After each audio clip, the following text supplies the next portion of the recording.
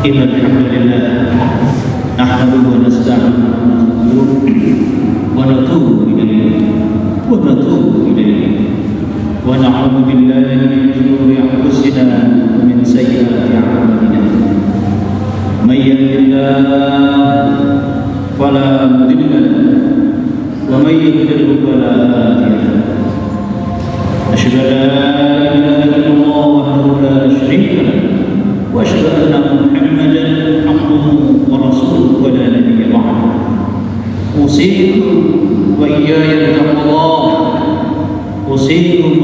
بتقوى الله فقد فاز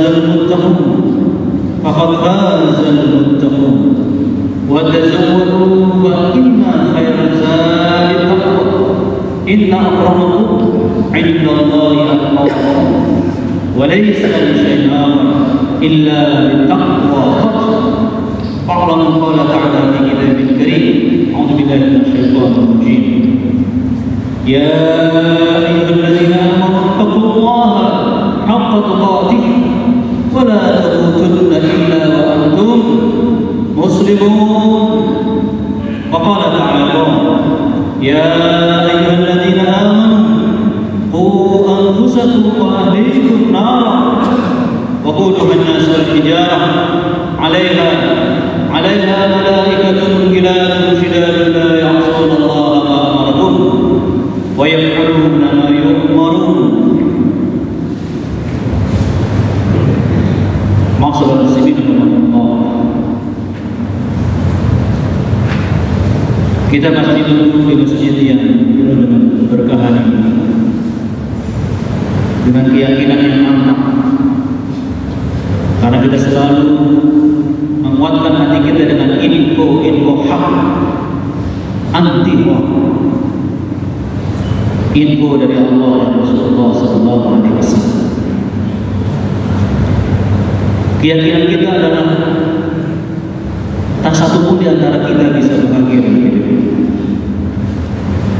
Meskipun kita punya harta halal melimpah tak terkira, apalagi sekedar harta hasil haram.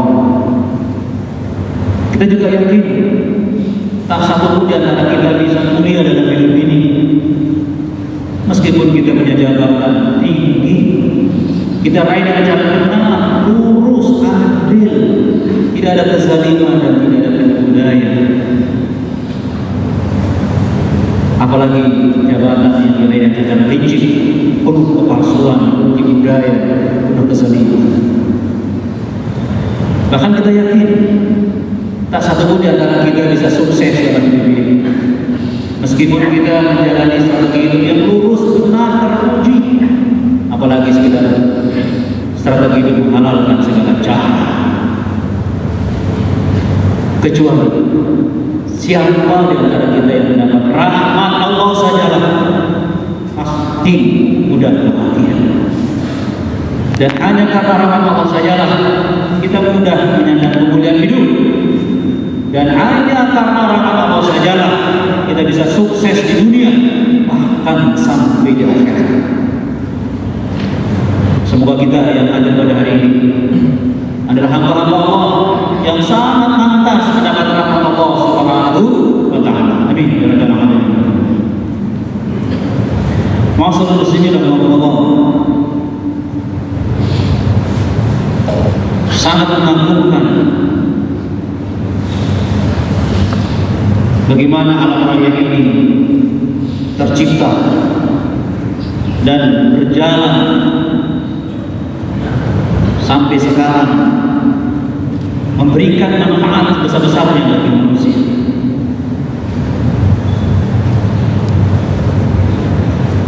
Tidak mungkin alam raya yang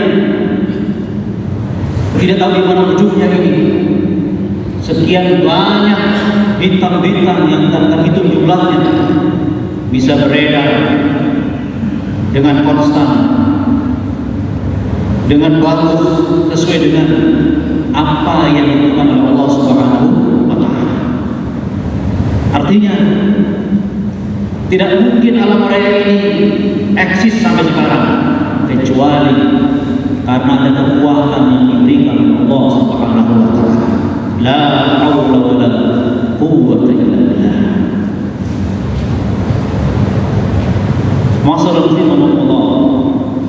demikian pula hidup manusia. Hidup kita ini akan hidup bermartabat, hidup bahagia dan mulia, penuh sifat kemanusiaan. Itu juga harus punya kekuatan. Tidak mungkin manusia hidup tanpa kekuatan. Sebagaimana alam raya tadi,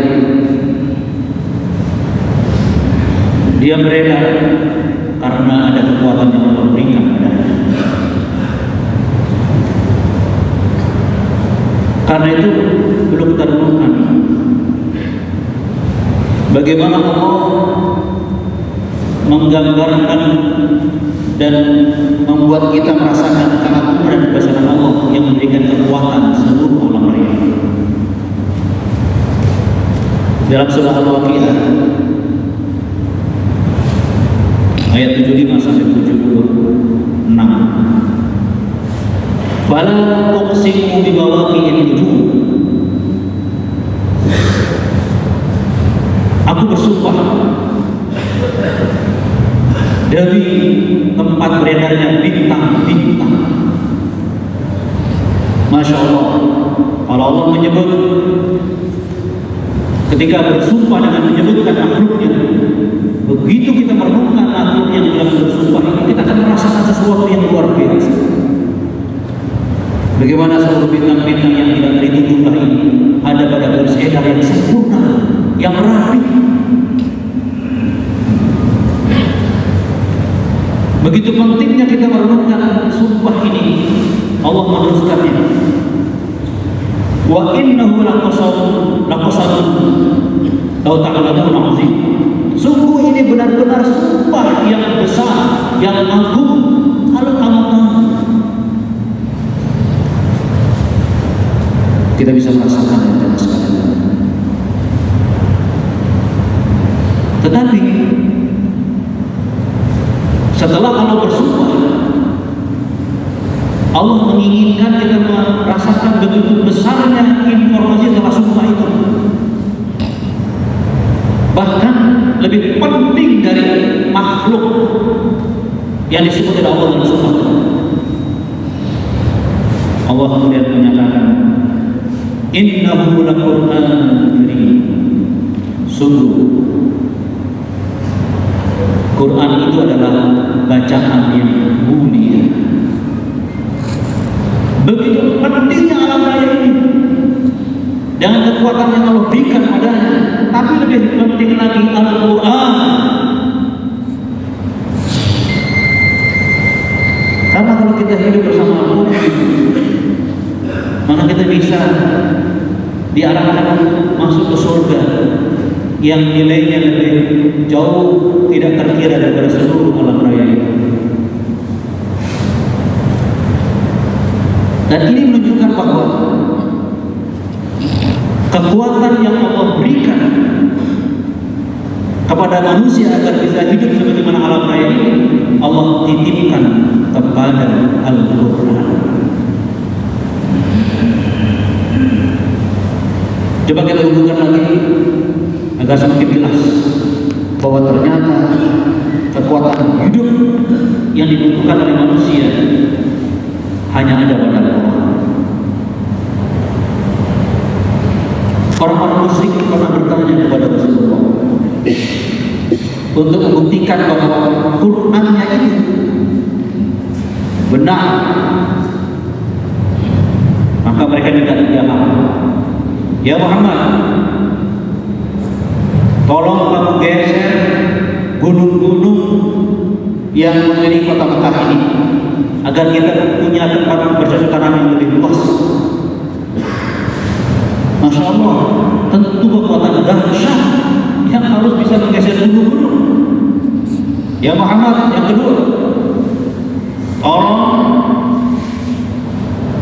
potong jarak dari sini ke Syam, potong buminya agar mendekat jaraknya. Kekuatan untuk memotong bumi agar jarak dua kota itu makin dekat. Yang ketiga, yang Muhammad bikin nenek moyang kami yang sudah mati itu bisa bicara dan menyatakan bahwa Quran ini benar. Kemudian Allah menjawab, "Lau anna Qur'anan suyirat bihil jibal." Kalau ada kitab bacaan yang membuat gunung-gunung bisa bergeser, atau yang membuat bumi bisa terpotong, atau yang membuat orang mati bisa bicara, itu Al-Quran. Masya Allah. Kok bisa? Allah jelaskan pada ayat berikutnya, walillahil amru jami'an. Karena seluruh urusan Allah yang memutuskannya, termasuk ketika Al-Quran itu punya kekuatan yang lebih dahsyat daripada kekuatan yang bisa menggeser gunung-gunung sekitar Mekah, lebih dahsyat daripada kekuatan yang bisa memotong bumi, bahkan kekuatan yang lebih dahsyat daripada membuat orang mati bisa bicara. Ini di surah Ar-Rahman, surah ke-13 ayat 31. Masalah yang menarik, jangan sampai kita sebagai orang mukmin baru sadar kalau Quran punya kekuatan. Tolong buka sejarah Gladstone, Perdana Menteri zaman Raja Victoria, orang non-Muslim meyakini kekuatan kaum muslimin ada pada Al-Quran. Karena dia belajar sejarah. Apa kata dia? Ketika berhadapan dengan para menteri-menterinya dengan dua Al-Quran, selama ada Al-Quran di dunia timur, mustahil Eropa dapat menguasai dan tenang menghadapi dunia timur. Itu pernyataan Gladstone. Allah. Bahkan yang dekat dengan kita, senuhur-nuhurnya munafik Belanda itu punya pesan kepada penjajahan Belanda. Biarkan kaum muslimin di Indonesia bikin masjid, biarkan mereka sholat, tetapi jangan biarkan mereka membuka Al-Quran. Makanya masih ada masjid-masjid tulisan Belanda hanya untuk sholat, jarang ada tempat untuk membina umat dengan Al-Quran.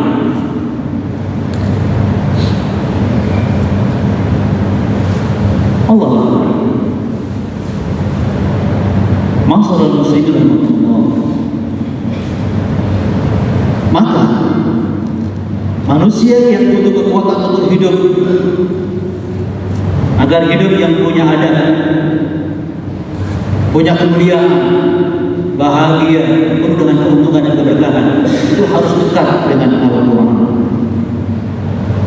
Maka mana mungkin kalau ada kaum muslimin yang tidak bisa baca Quran dan tidak perlu baca Quran punya kekuatan itu? Mana mungkin kaum muslimin yang tidak punya program tadabbur Al-Quran akan mendapat kekuatan Al-Quran? Apalagi para pembenci Al-Quran, para pembenci dai Al-Quran. Masalah muslimin Allah. Inilah sebabnya jemaah sekalian. Kenapa banyak orang-orang muslim dia berkuasa, tapi kekuasaannya tidak manfaat. Dia kaya, tapi kekayaannya tidak manfaat buat orang lain. Kenapa para suami yang jelas-jelas menikah istri dengan cinta, tapi berjalan menzalimi istrinya, membohongi istrinya? Satu jawabannya, mungkin dia sedang jauh dari Al-Quran.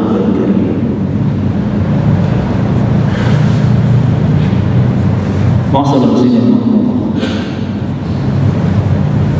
Allah kemudian ingin sekali kita ini betul-betul mendapatkan kekuatan Al-Quran untuk hidup.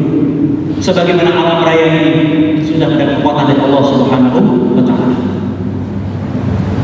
Kalau tunjukkan di surah Asy-Syura ayat 5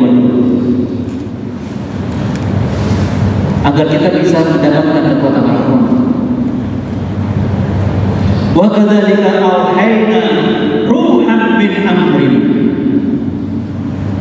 Asy-Syura ayat 5. Demikianlah kami telah wahyukan kepada Muhammad roh atas perintah. Jika kita mendengar kata-kata wahyu berarti Quran atau kitab, tapi kenapa Allah mengatakan roh? Ar-ruh sebagaimana juga Al-Furqan, pembeda, sebutan lain dari Al-Quran. Sebagaimana juga An-Nur, sebutan lain dari Al-Quran. Maka Ar-Ruh juga sebutan lain dari Al-Quran. Tanpa Al-Quran kita tidak punya daya Furqan, pembeda mana yang jujur, mana yang berkhianat, mana yang bohong, mana yang pura-pura, mana yang sungguh-sungguh, mana yang terpuji, mana yang tercela. Tidak akan bisa dibedakan kalau kita tidak punya Al-Quran. Jauh dari Al-Quran, kita akan meraba-raba dalam hidup ini, meraba-raba tanpa tahu jelas dari mana pangkal dan apa tujuannya. Kalau kita tidak punya An-Nur, Al-Quran. Nah demikian pula sehubungan dengan kekuatan ini, apa jadinya? Manusia kaya, berpangkat, cerdas, tapi nggak punya roh. Apa jadinya? Nggak ada manfaatnya. Segera dikuburkan. Nggak ada manfaatnya. Segera dikuburkan. Artinya manusia sekarang banyak yang mayat lagi kaya, ruhnya lagi masalah, minimal sakit, tapi ada yang mati ruhnya. Ini yang berbahaya.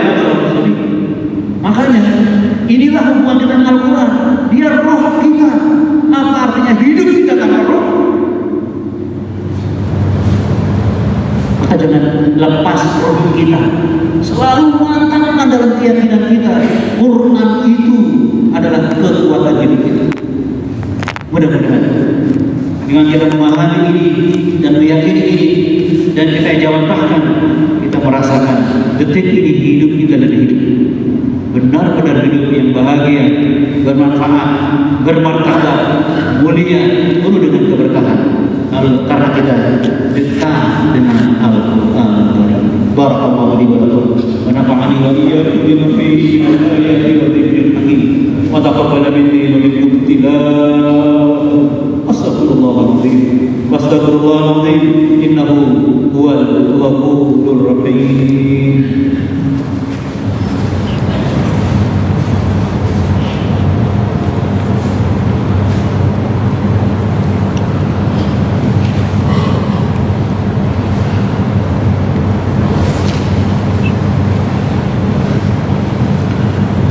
حمدا وشكرا لله وحده صلاة وسلاما لرسول الله صلى الله عليه وسلم.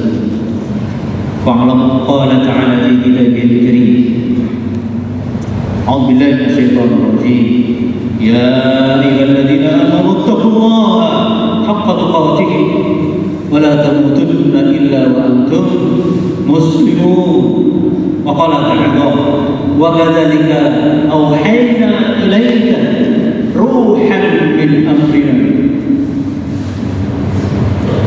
Mari kita berdoa kepada Allah, menyadari keapaan kita. Mari kita berdoa kepada Allah, bermohon kepada Allah agar kita benar-benar hidup punya kekuatan menjalani hidup yang penuh dengan godaan, tantangan dan cobaan, dan kita menjadi orang pemenang menghadap Allah Subhanahu wa Ta'ala. Semoga Allah selalu memberikan hidayah dan kekuatan dari Al-Quran sebagai ruh hidup kita semua. Bismillahirrahmanirrahim. Alhamdulillah rabbil alamin. Wassalatu wassalamu ala asyrafil mursalin wa ala alihi wa sahbihi ajma'in. Allahumma shalli ala Muhammad wa ala sayyidina Muhammad. La ilaha illa anta subhanaka inna kunna minaz zalimin. Inna kunna minaz zalimin. Rabbana zalamna anfusana wa in lam taghfir lana wa tarhamna lanakunanna minal khasirin. ربنا لا تزغ قلوبنا بعد إذ هديتنا وهب لنا من لدنك رحمة إنك أنت الوهاب. اللهم إنا نسألك الهدى والتقى والعفاف والغنى. اللهم أعنا على ذكرك وشكرك وحسن عبادتك يا الله. اللهم تجعلنا القرآن العظيم ربيع قلوبنا ونور صدرنا وجلاء حزننا وذهاب همنا وغمنا. ربنا هب لنا من أزواجنا وذريتنا قرة أعين واجعلنا للمتقين إماما. ربنا آتنا في الدنيا حسنة وفي الآخرة حسنة وقنا عذاب النار. سبحان ربك رب العزة عما